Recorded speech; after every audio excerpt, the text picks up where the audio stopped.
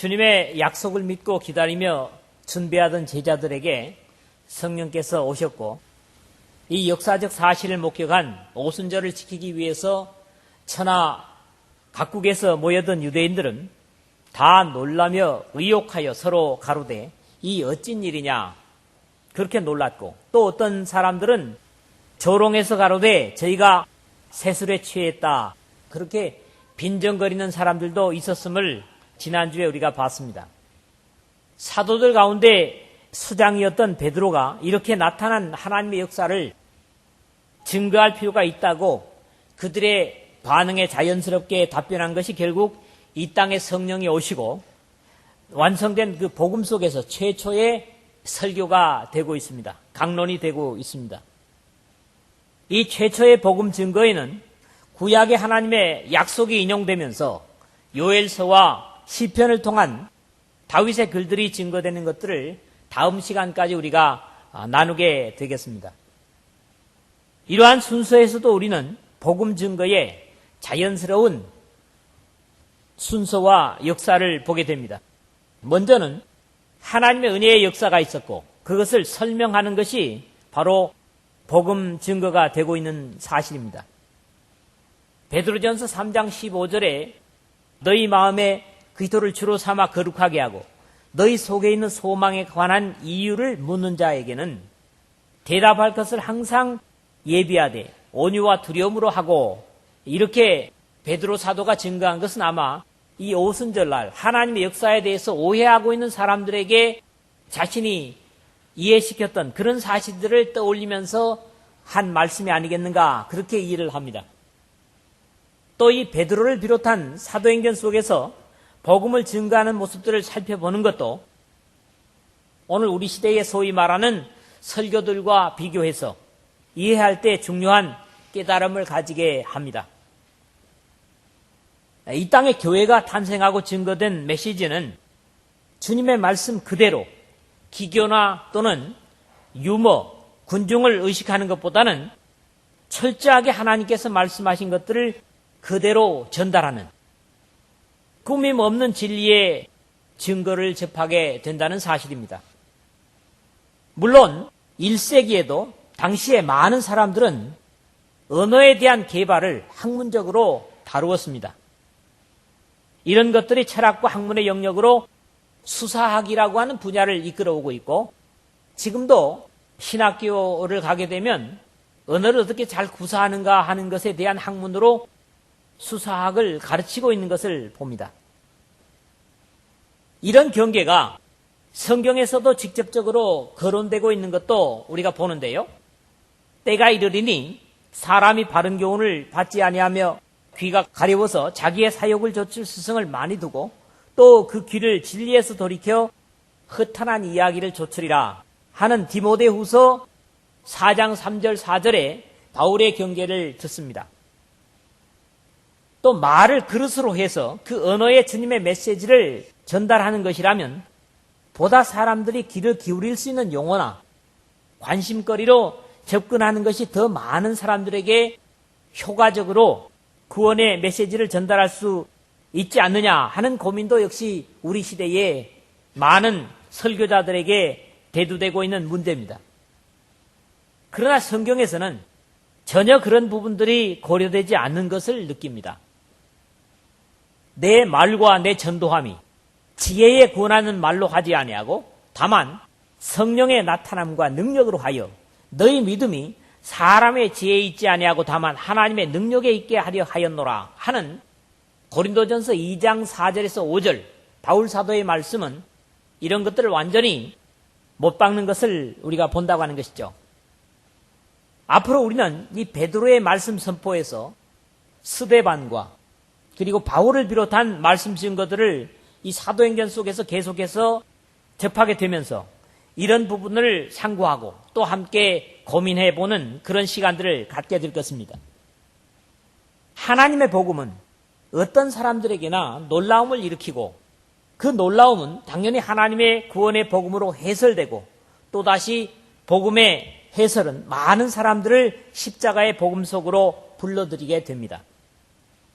오늘 이 십자가의 희생과 성령의 역사하심이 우리의 삶의 현장에 놀라움을 일으키고 인간의 기술이 아닌 하나님의 말씀과 함께 역사해서 이 말씀을 듣는 우리 모두에게도 보다 많은 구원받는 사람들이 더해질 수 있기를 주님의 이름으로 축원을 드립니다.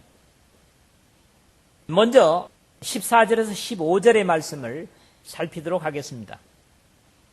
베드로가 11사도와 같이 서서 소리를 높여 가로되 유대인들과 예루살렘에 사는 모든 사람들아 이 일을 너희로 알게 할 것이니 내 말에 귀를 기울이라. 때가 제3시니 너희 생각과 같이 이 사람들이 취한 것이 아니라. 지금 의욕하고 그게 불신이든 좋지 않은 마음이든 술에 취했다고 하든지 그들에게 하나님께서 하신 이 일을 알게 하겠다고 하는 그런 베드로 사도의 답변을 보는 겁니다. 하나님의 성령의 나타남은 하나님의 구원의 역사를 바로 이해하지 못하는 사람들은 빈정거림으로 반응을 했지만 그럼에도 불구하고 절대적인 사랑이신 하나님은 이런 무지몽매한 사람들에게도 긍휼을 얻을 수 있는 기회를 주십니다. 그는 은혜를 모르는 자와 악한 자에게도 인자로우시니라. 누가복음 6장 35절 하반절에 보니까 하나님의 인자와 긍휼을 우리가 보게 됩니다. 우리 사람들의 한계의 차이가 바로 여기에 있다. 그렇게 생각을 합니다. 사람들은 좋은 것을 줘도 좋지 않게 반응을 하는 사람들에게 하려면 하고 말려면 집어치워버려라. 이런 식이지만 주님의 인내와 사랑은 십자가의 희생만큼이나 놀랍습니다. 우리가 아직 죄인 되었을 때 그리스도께서 우리를 위하여 죽으심으로 하나님께서 우리에게 대한 자기의 사랑을 확정하셨느니라 하는 로마서 5장 8절의 말씀이 바로 그런 사실들을 증거하고 있습니다. 또는 사랑하는 자들아 하루가 천년 같고 천년이 하루 같은 이 한 가지를 잊지 말라. 주의 약속은 어떤 이에 더디다고 생각하는 것 같이 더딘 것이 아니라 오직 너희를 대하여 오래 참으사 아무도 멸망치 않고 다 회개하기에 이르기를 원하시느니라 하는 베드로후서 3장 8절 9절의 말씀도 역시 무한한 인내를 가지신 하나님의 사랑을 표현하고 있는 말씀입니다. 사람들은 오히려 이러한 주님의 풍성함을 멸시하지만 그럼에도 주님의 인내는 끝이 없으십니다. 그래서 오늘 우리도 계속 믿음 안에 있다. 그렇게 늘 고백합니다. 감사하지 않습니까? 그러나 계속 인내로 회개를 요청하시는 하나님이시지만 그것이 계속 회개하지 않는 것을 변명하게 허용하는 것은 아닙니다. 바울 사도는 혹 내가 하나님의 인자하심이 너를 인도하여 회개케 하심을 알지 못하여 그의 인자하심과 용납하심과 같이 참으심의 풍성함을 멸시하느뇨. 로마서 2장 4절에 그렇게 했습니다. 주님께서는 두아디라 교회를 통해서 또 내가 그에게 회개할 기회를 주었으되 그 음행을 회개하고자 아니하는도다. 요한계시록 2장 21절에 그렇게 책망하고 계십니다. 하나님의 인자와 긍휼은 끝이 없습니다. 그럼에도 그것은 마지막이 됐을 때는 반드시 한계가 있을 것을 말씀하시는 것입니다. 하나님의 사랑과 구원의 진리를 알기 위해서는 무엇보다도 베드로 사도의 요청처럼 이 일을 너희로 알게 할 것이니 내 말에 귀를 기울이라. 오늘 14절 하반절에 그런 자세가 중요합니다. 귀를 기울이라는 거죠. 믿음은 들음에서 나며 들음은 그리스도로 말미암았으므로 사실 들을 귀를 가진 것이 중요합니다. 이래서 주님의 들을 귀 있는 자는 들으라 하는 말씀은 대단히 중요한 요청입니다. 베드로는 계속해서 때가 제3시니 너희의 생각과 같이 이 사람들이 취한 것이 아니라고 증거를 합니다. 여기 제3시라고 하는 것은 우리 시간으로 따지면 바로 아침 9시를 얘기하는 겁니다. 아침 9시부터 술에 취해가지고 흔들거릴 사람은 없을 거라는 거죠. 특히 이스라엘 사람들에게 아침부터 술을 마시는 것은 선자를 통해서 경계되어지고 있는 그런 내용입니다. 아침에 일찍 일어나 독주를 따라가며 밤이 깊도록 머물러 포도주에 취하는 그들은 화 있을진저. 이사야서 5장 11절에 그런 경계를 주고 있습니다. 그러므로 아침 일찍부터 취할 수 없다는 증거는 저들의 일반적인 상식, 이성에 호소하는 그런 내용입니다. 비록 오해를 했을지라도 주님께서는 이러한 무지를 일깨우시고 다 이루시는 그런 주님이십니다. 우리 또한 이러한 주님의 인내와 사랑을 배워서 하나님의 진리를 듣지 못하는 사람들에게 주님과 같은 인내와 사랑을 가지고 대해야 할 것입니다. 이런 입장에서도 오래 참음의 은사를 참으로 귀한 주님의 성품을 가지는 것입니다. 우리 모두가 오래 참음의 은사를 풍성히 가져서 인자하지 못하고 주님의 복음에 바른 반응을 보이지 못하는 사람들에게도 주님과 같은 인내를 가짐으로 그들을 성령과 더불어 구원할 수 있는 역할을 감당하는 저와 여러분 되시기를 주의 이름으로 부탁을 드립니다. 두 번째는 16절에서 21절의 말씀입니다.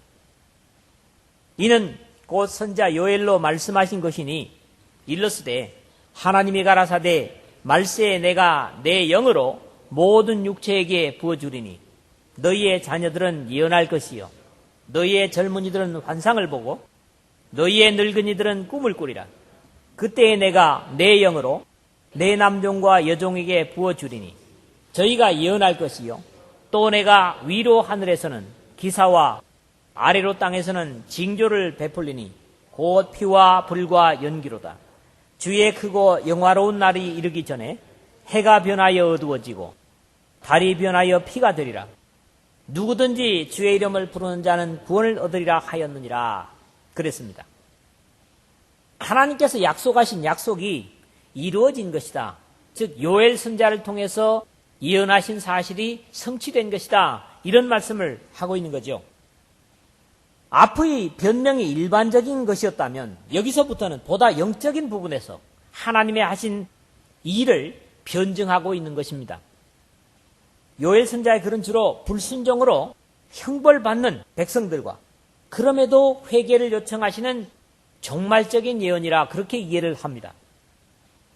특히 오늘 우리 본문에 인용되고 있는 17절, 18절은 성령의 오심과 그 결과들을 예언하는 내용이라고 하면 19절에서 20절은 말세의 징조들을 증거하면서 주님의 구원을 받을 자세들을 가르치고 있는 그런 부분입니다. 또 앞부분이 베드로가 말씀을 증거하고 있는 오순절부터 이 역사의 마지막까지 이루어질 구원의 약속이라면 뒷부분인 19절에서 20절은 이 역사의 종말적인 증거로 요한계시록에 증거되고 있는 그 당시에는 아직 이루어지지 않은 말세론적인 예언입니다. 그러므로 이 예언은 이루어진 그리고 오늘도 이루어져 가고 있는 그리고 이루어질 미래의 역사들을 동시에 선언하는 말씀이다. 그렇게 말씀드릴 수가 있습니다. 이런 구분이 없이 이 말씀을 이해한다면 혼란할 수 있는 그런 부분들이 충분히 있는 내용이기도 합니다. 하나님이 가라사대 말세에 내 영으로 모든 육체에게 부어주리니 너희의 자녀들은 예언할 것이요 너희의 젊은이들은 환상을 보고 너희 늙은이들은 꿈을 꾸리라. 그때에 내가 내 영으로 내 남종과 여종에게 부어주리니 저희가 예언할 것이요 17절 18절이 그렇잖아요. 이스라엘에게 말세는 바로 메시아의 탄생 전부터라고 증거되어지고 있는 구약의 예언들을 접하게 됩니다.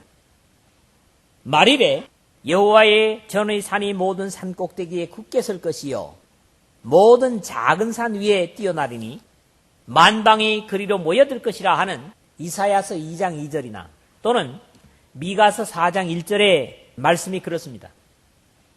그러므로 말세는 먼저 그리스도의 육체로 오심의 때로부터 계속 진행되어지고 있다. 그렇게 우리가 이해를 할 수가 있습니다.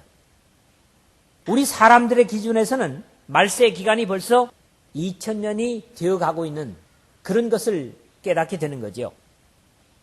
구약의 하나님의 영은 언제나 특별한 사람들에게만 부어져서 하나님의 일을 감당하게 했던 사실들을 봅니다. 광야에서 부사렐이라고 하는 사람이라든가 여러 사람들이 있습니다. 그러나 말세의 어간에는 모든 육체에게 하나님의 영, 즉 성령을 부어주시겠다고 하는 약속이고 이것은 사실입니다. 그러나 여기에 모든 육체라고 하는 것은 세상에 나는 모든 사람들의 무조건적인 것이 아니고 하나님의 진리에 순종하는 모든 사람을 얘기합니다.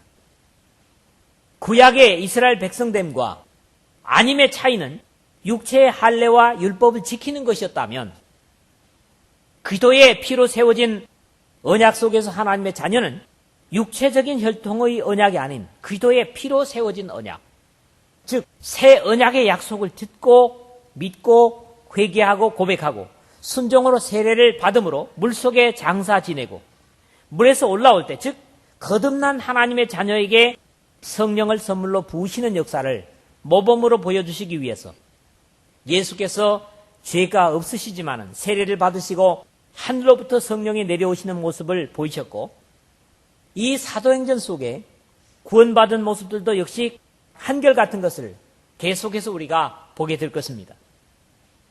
이제는 그의 자녀들이요 섬김에 있어서 종들인 새 이스라엘 사람인 그리스도인들은 성령을 받고 거듭남으로 하나님께서 보여주시는 미래를 보고 하늘의 영광을 보며 남녀노소에 관계없이 미래를 예언하는 사람들이 되는 것입니다.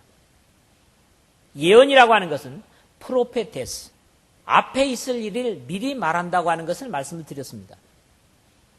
그렇기 때문에 그리스도인들은 미래에 있어질 일을 먼저 지금에 당겨서 사람들에게 말하는 사람들입니다. 이게 넓은 의미에서 예언입니다. 그렇기 때문에 이 땅에 불로 망할 것이다, 예수님께서 구름을 타고 이 땅에 다시 오실 것이다 하는 모든 것들은 다 바로 프로페테스의 종류들입니다. 즉 예언의 종류들이라는 거죠. 그런데 세상 사람들이 그렇게 얘기하는 거 들은 적 있습니까? 예수 믿는 사람들, 구원받은 사람들만이 이 사실을 증거하고 즐거워합니다. 이 세상, 불합리하고 죄악을 얼룩진 이 세상이 끝나고 하나님의 의의 완전한 통치가 이루어지는 그 시기를 기다리는 사람들이 누굽니까? 바로 여러분들이죠. 그리스도인들입니다. 그러나 세상의 불신자들은 이 과학적으로 최첨단을 갖고 있는 온갖 편리를 누리는 역사가 끊임없이 계속되기를 바라고, 자기도 역시 그 과학의 최첨단과 편리의 최고를 달리는 이 역사 속에서 죽지 않고 육체적으로 계속적으로 사는 것을 바라는 것이 일반적인 세상 사람들의 모습이 아니겠습니까? 마침내는 이 역사의 마지막이 되어서 이 세상의 비극적인 상황이 닥치는, 물론 이것은 성령께서 이 땅에 내려오신 오순절 당일에 이루어진 일은 아니지만, 또 내가 위로 하늘에서는 기사와 아래로 땅에서 징조를 베풀리니 곧 피와 불과 연기로다. 주의 크고 영화로운 날이 이르기 전에 해가 변하여 어두워지고 달이 변하여 피가 되리라. 오늘 19절 20절에 그랬는데, 이 말씀은 두려움이 없이 주님의 이름을 부름으로 구원 얻을 약속을 누리게 한 모든 거듭난 그리스도인들에게는 결코 두려움이 대상이 되지 않을 약속이라는 겁니다. 특히 누구든지 주의 이름을 부르는 자는 구원을 얻으리라 하였느니라. 21절에 그랬는데, 이 말씀 역시 요엘서를 그대로 인용하는 말씀입니다. 누구든지 여호와의 이름을 부르는 자는 구원을 얻으리니, 요엘서 2장 32절 상반절이죠. 그러나 평상시에 주님을 부르지 않던 거듭나지 못한 세상 사람들은 알지도 못하는 주님을 부를 수 없어서 멸망으로 가게 될 것입니다. 저들에게는 안 된 말씀이지만요. 바울 사도는 로마서에서도 똑같이 이 말씀을 인용을 합니다. 주의 이름을 부르는 자는 구원을 얻으리라. 로마서 10장 13절 했지만은 연이어서 그런즉 저희가 믿지 아니하는 일을 어찌 부르리요? 듣지도 못한 일을 어찌 믿으리요? 전파하는 자가 없이 어찌 들으리요? 이 14절에 그렇게 연이어 말씀을 합니다. 여러분들은 예수님을 알고 섬기면서 이 이름을 부르게 된 사실에 대해서 감사할 필요가 있습니다. 왜냐하면 아직도 이 구원의 주님을 영접하지 못하고 받아들이지 못하고 거절하는 사람들이 더 많기 때문이죠. 이런 불신의 가운데서 우리가 주님의 이름을 부를 수 있는, 주님과 좋은 관계를 맺는 그리스도인이 되었다고 하는 사실 자체를 우리는 감사할 충분한 이유가 있다. 그런 말씀입니다. 모두가 말세에 어간 동안 성령을 충만히 받고 이 역사의 마지막에 오더라도 확신과 기쁨으로 구원의 주님을 목청껏 부름으로 구원을 얻는 이 말씀을 듣는 저와 여러분 되시기를 주의 이름으로 축원을 드립니다. 세 번째 마지막으로 22절에서 24절 예수 그리스도의 대속의 죽음과 부활을 이 상황에서도 베드로 사도는 증거합니다. 왜요? 이것이 가장 중요한 핵심이기 때문입니다. 구원의 복음은 언제나 예수 그리스도의 십자가로 귀결되고 부활의 영광과 더불어 마무리됩니다. 이제 성령의 충만을 받은 베드로는 예수께서 아브라함과 다윗을 비롯해서 이스라엘 속에 계속적으로 증거해 왔던 그리스도라는 사실을 그의 십자가 이전의 행적을 통해서 증거를 합니다. 이스라엘 사람들아 이 말을 들으라. 너희도 아는 바에 하나님께서 나사렛 예수로 큰 권능과 기사와 표적을 너희 가운데서 베푸사 너희 앞에서 그를 증거하셨느니라. 22절에 그랬죠. 이스라엘 사람들이 비웃던 이름 뭡니까? 나사렛 예수. 그러나 실상은 이 이름은 감추어진 이름, 신비의 이름, 이적의 이름입니다. 나사렛 사람이라고 하지만 사실에 있어서 구약의 예언대로 그는 메시아의 탄생지인 베들레헴에서 났기 때문입니다. 그것도 인간적인 방법이 아니라 하나님께서 그 당시에 정치를 그렇게 움직이셔서 이 예언이 성취되게 하는 것을 볼 수가 있습니다. 그래서 감추어진 이름이요 육신적으로 보는 사람들에게는 한낱 천한 나사렛 몫으로 보이게 하신 것도 하나님의 뜻이었습니다. 이 유대 종교 지도자들에게는 나사렛에서 무슨 선한 것이 날 수 있느냐? 이 요한복음 1장 46절에 그랬죠. 그러나 이 예수로 하나님은 큰 권능과 기사와 표적을 너희 가운데서 베푸사 너희 앞에서 그를 증거하셨다. 즉 하늘의 능력으로 자연을 명령하시고 사람의 약한 부분을 치료하시는 역사로 그가 메시아 되심을 증거하신 것입니다. 이 주님을 주와 그리스도를 믿는 자들에게 십자가의 도가 구원을 얻는 우리에게는 하나님의 능력이 됨이라고 하는 고린도전서 1장 18절의 말씀처럼 그 주님의 큰 권능은 그를 믿고 순종하는 자들이 누리게 된다는 사실을 바울은 증거하고 있습니다. 그러므로 권능을 행하신 그 주님의 능력은 그게 무슨 말입니까? 히라보로 디나미스거든요. 다이나마이트 같은 능력입니다. 바로 그 주님을 나의 주님으로 믿고 섬기는 오늘 우리들의 귀한 능력이 된다는 사실을 말씀하고 있는 것이죠. 그가 하나님의 정하신 뜻과 미리 아신 대로 내어준 바 되었거늘 너희가 법 없는 자들의 손을 빌어 못 박아 죽였으나 23절에 연이어 그랬죠. 주님의 십자가는 하나님의 정하신 것이요 이미 하나님께서 아신 사실입니다. 왜 그렇습니까?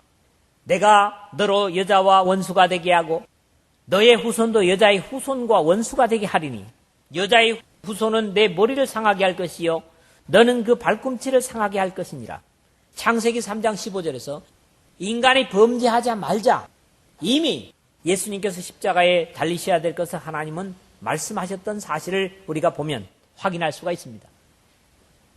유대인들은 로마의 식민지로 있으면서 하나님의 법을 갖지 못한 그 불법한 로마의 권력자들의 손을 빌어서 의로우시고 무지한 주님을 죽임으로 결국 하나님의 예정과 정하신 뜻을 성취하고야 말았습니다. 사람들의 악함이 용서될 수는 없지만 결국 여호와께서 온갖 것을 그 시움에 적당하게 지으셨나니 악인도 악한 날에 적당하게 하셨느니라 하는 잠언서 16장 4절의 말씀처럼 그들은 악한 일에 적절하여 죄를 짓는 것으로 사용되고 말았습니다. 여러분 모두는 선한 일의 구원의 도구로 사용되는 복된 구원의 사람들이 되시길 주의 이름으로 부탁을 드립니다.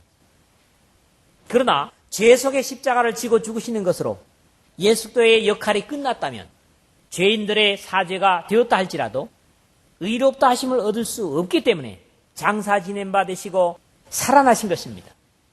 뿐만 아니라 죽어 사망에 매여 있을 수 없으신 생명의 주님이시기 때문입니다. 하나님께서 사망의 고통을 풀어 살리셨으니 이는 그가 사망에 매여 있을 수 없었습니다. 24절에 오늘 그랬죠. 어둠은 절대로 빛을 가릴 수도 없고 빛을 잡아들 수도 없는 것처럼 죄의 결과로 나타난 죽음은 절대로 생명을 잡아들 수 없는 한계를 가집니다. 사망의 세력에 매여 계실 수 없는 분이시기 때문에 결국 사망의 수치를 드러내시고 부활하셨어. 이제 계속 죽음에 바쳐졌던 범죄한 인류를 위해 죄와 상관없는 승리의 생명의 첫 열매가 되신 것입니다. 이제 하나님께서 예수 그리스도를 사망의 고통을 풀어 살리셨던 것처럼 그를 믿고 순종하는 그의 사람들에게도 동일한 역사를 이루시고 다시는 죽음의 종로로 가지 않게 하실 것입니다. 이것이 우리 믿음의 사람들의 확신입니다. 하나님이 주를 다시 살리셨고 또한 그의 권능으로 우리를 다시 살리시리라. 고린도전서 6장 14절에 바울은 그렇게 고백을 하고 있습니다. 그 다시 살리심의 이유를 좀 더 구체적으로 말하고 있는데요. 주 예수를 다시 살리시니가 예수와 함께 우리도 다시 살리사 너희와 함께 그 앞에 서게 하실 줄을 아노라. 그렇게 약속을 하십니다. 왜 우리를 다시 살리셨다고요? 하나님 앞에 의로운 존재로 서게 하기 위해서라는 겁니다. 이 약속은 구체적으로 우리에게 적용되는 확신을 너희가 새로 그리스도와 함께 장사되고 또 죽은 자들 가운데서 그를 일으키신 하나님의 역사를 믿음으로 말미암아 그 안에서 함께 일으키심을 받았느니라. 골로새서 2장 12절에 그렇게 말씀을 하심으로써 세례라는 거룩한 예식을 통해서 성취됨을 분명히 말씀하고 있습니다. 말씀을 맺습니다. 하나님은 소돔의 멸망을 그의 벗으로 여기셨던 믿음의 사람 아브라함에게 숨기지 않으셨습니다. 여호와께서 가라사대 나의 하려는 것을 아브라함에게 숨기겠느냐. 창세기 18장 17절에 그랬죠. 그러나 이제는 모든 사람이 살 방도를 비록 죄악의 사람들이지만 사람들에게 숨기지 않으시고 인내하시며 계속적으로 알게 하십니다. 오늘 이 역사 속에서도 우리를 통해서 또한 알게 하십니다. 이 땅에 이루어지는 일들은 어떤 것 하나도 주님과 관계없는 것은 없습니다. 설령 악하여 버릴 사람일지라도 하나님의 구원의 역사를 이루는 도구로 쓰셨고 역사 속에 수많은 하나님의 언약들은 이루어지지 않은 것이 없습니다. 설령 더딜지라도 하나님의 약속은 반드시 이루어질 수밖에 없습니다. 어떤 것들은 이미 이루어진 언약이 있는가 하면 또 어떤 것들은 이 역사의 말미까지 반드시 이루어질 수밖에 없는 언약들이 있습니다. 그렇다면 하나님의 은혜의 언약에 의지하여 마지막 진노의 날에도 하나님의 약속을 누리는 생명의 약속을 누리는 자들이 되어야만 할 것입니다. 형벌과 멸망의 날에도 주님의 이름을 부르는 자는 구원을 얻을 것인데 우리 모두는 물론이고 더 많은 사람들을 이 구원에 참여시키기 위해서 멸망이 호련히 다가오기 전에 아직도 이 세상의 마지막을 모르고 사망의 잠을 자는 사람들을 예수 그리스도의 대속의 죽음과 은혜에 참여시켜서 구원을 얻을 수 있도록 복음을 듣고 믿고 회개하고 고백하고 세례를 받게 해서 그리스도의 죽음과 부활에 동참시키는 일을 여기 베드로와 열한 사도들처럼 우리 모두가 감당할 수 있기를 주님의 복되신 이름으로 부탁을 드립니다.